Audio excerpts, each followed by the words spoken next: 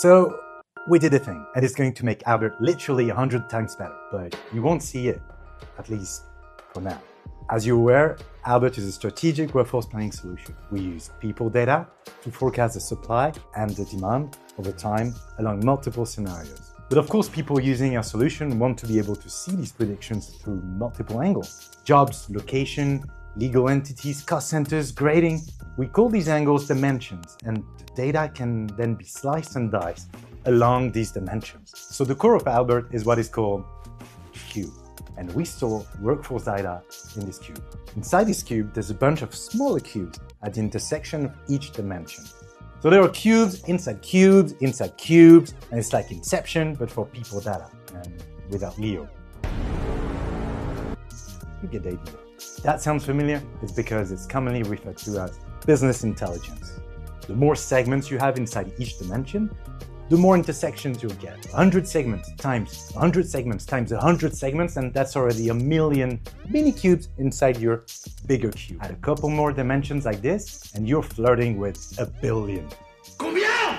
Which sounds super impressive until you know what exactly is inside each one of them. What's in the box? What's in the box? Nothing. You see, the largest companies in the world have at most a few hundred of thousands of employees. And in the worst case scenario, each individual is alone in their little cube. So even for 100,000 employee companies, in a configuration where there's 1,000,000 mini cubes, it's called a tuple in math, 900,000 of them are technically empty. But here's the catch. We don't know which ones. So we have to open each and every single one of them to check whether it was empty or not, which is taking a lot of computing resources to process and to store, resulting in limitations for the end user. So basically, Albert's engine was processing mostly nothing. That's until now. Over the last 6 months, our tech team has been secretly rewriting everything that you don't see inside Albert. Meet Quantum Cube, our new engine.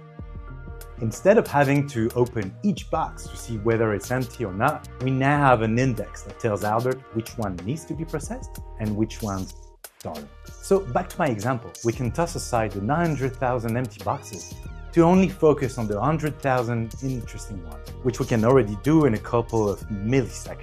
This results in dramatically faster processing speeds, unlimited segments, more dimensions to play with, better storage optimization, less electricity consumption. So on the outside, Albert remains the product you've come to love or hate.